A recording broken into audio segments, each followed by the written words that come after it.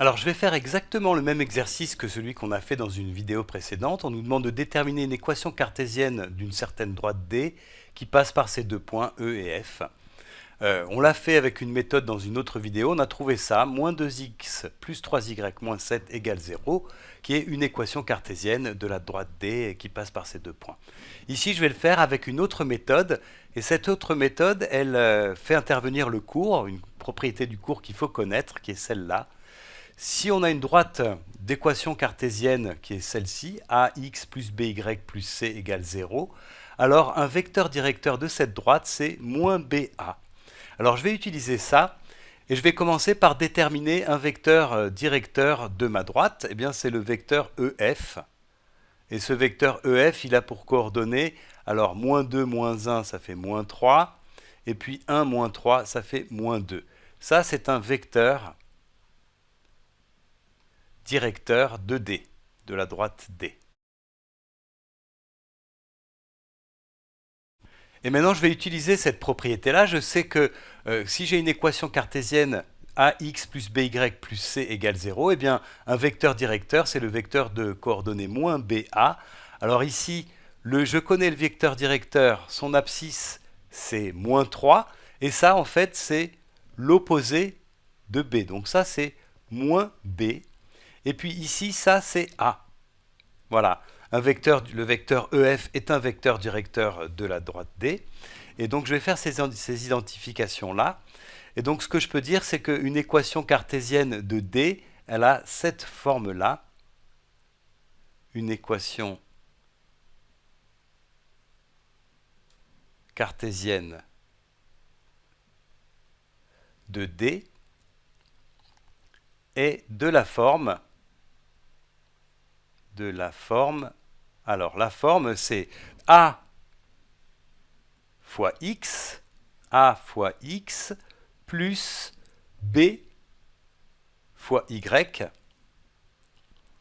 plus un certain nombre, je vais l'appeler C ici, un certain nombre C, et ça doit être égal à 0. Voilà. Alors ici, C est un nombre réel. Hein. C'est un nombre, il va falloir le déterminer.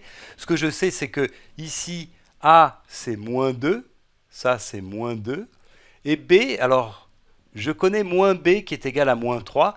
Donc B, c'est 3. Voilà, donc j'ai déjà ça.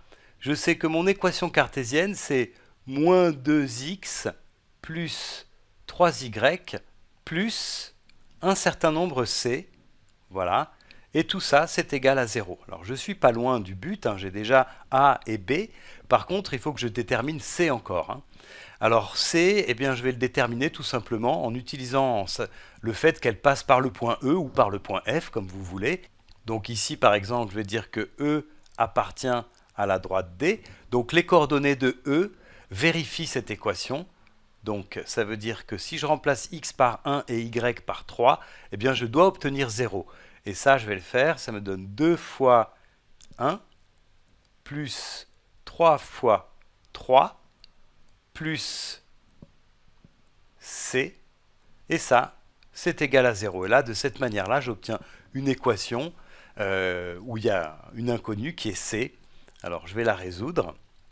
Ça, alors, j'ai du coup moins 2 fois 1, ça fait moins 2. Moins 2 plus 3 fois 3, ça fait 9, plus C égale 0. Égale 0. Et donc, je peux continuer. Et je trouve que donc ici, moins 2 plus 9, ça fait 9, ça fait 7. Donc, j'ai 7 plus C égale 0. Et puis du coup, je peux résoudre ça. Ça me donne que C est égal à moins 7. Voilà. Et donc je détermine la valeur de C. Et finalement, je retrouve exactement cette équation-là. Moins 2x plus 3y moins 7 égale 0. C'est exactement l'équation cartésienne qu'on avait trouvée avant. Et là, j'ai utilisé en fait trois choses. La première chose, c'est que le vecteur EF est un vecteur directeur de D. La deuxième chose, c'est que si on a un vecteur directeur, en fait, on a les coefficients A et B. grâce à cette propriété-là. Et puis ensuite, troisième chose, j'ai utilisé le fait que je connais un point de la droite dont les coordonnées vérifient l'équation de la droite. Et ça me permet de déterminer le nombre c, qui était le troisième nombre de l'équation cartésienne.